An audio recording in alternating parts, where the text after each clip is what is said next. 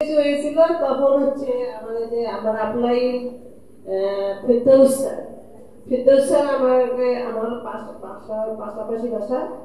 তো উনি একদিন গিয়েছিলেন আমার কেমন আছে দেখি, তো যা দেখে আমি নিচে মানে বিছানাতে শুয়ে আছি। তো কি অবস্থা কেন তাহলে স্যার আজকে আমার 5-7 দিন ধরে এমন সাথে নাকে মুখে পানি করতেছে, গলা ভাঙিয়ে গেছে, কথা বলতে পারি না।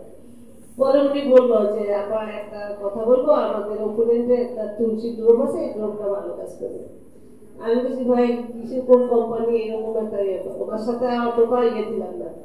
পরবর্তী দিন হচ্ছে উনি পরের দিন আবার গেছে, যাই বলে দিতে দিতে উনি নিজে একটা তুলসী নিয়ে গেছে, নিয়ে যাবে আবার এটা খাই দেখেন। আমি 2 ফোঁটা খাইছি কুসুম কুসুম গরম পানির সাথে। উনি বলছে যে আপনার 5 ফোঁটা করে খাইয়েন, আর যখন কম হবে তখন 2 বার খাবেন।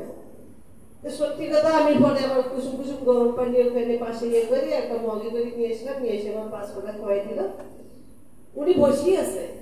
5 ফোঁটা খাওয়ার পরে আমার মনে হলো যে একটা গাছের গোড়ায় পানি দিলে যখন পাতাগুলো শুকিয়ে যায়, সতেজ হয়ে যায়, ঠিক ওইরকম আমার সমস্ত শরীরের মধ্যে এটা ভালো অনুভূতি আসলো। তখন আমি বলি কি রে, এটা কেমন হলো?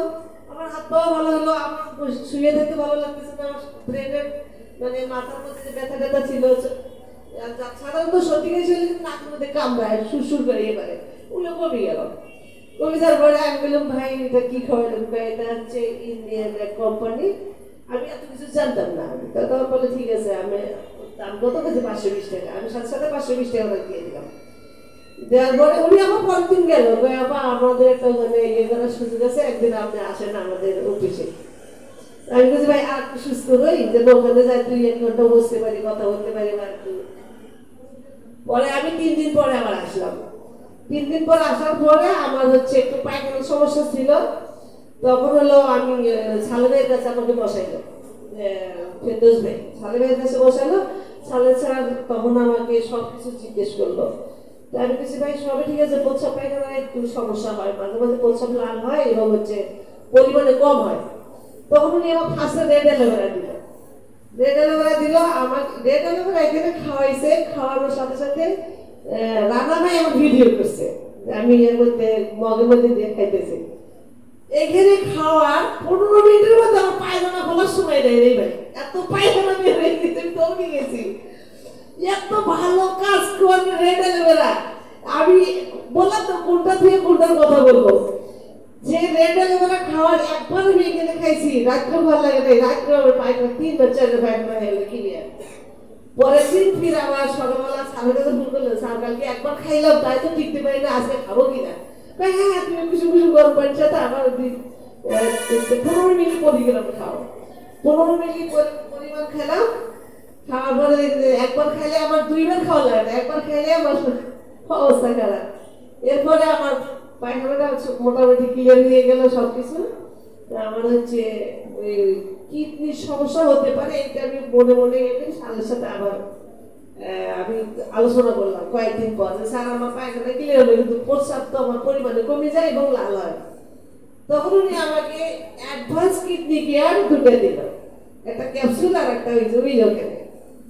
উনি বললেন এটা 3 মাস খাইলে যদি কোনো সমস্যা থাকে সেটা আপনার সমাধান হয়ে যাবে। তখন হলো আমি ওনার কাছে ঠিক আছে আমি ওই 2টা নিলাম, নিয়ে 3 মাস টাইম দিছে।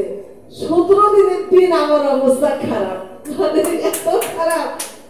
কিডনি থেকে পাথর যখন প্রস্রাবের লাইনে আউট হলো, তখন আমার প্রস্রাবের রাস্তা পায়খানার রাস্তা জ্বালা যন্ত্রণা শিশির করে কিটকিট করে আমি টিকতে পারতেছি না। আমি সালে সালে বলতে স্যার কি ওষুধ দিলেন? আমার অবস্থা আরো খারাপ, উল্টো হয়ে গেল।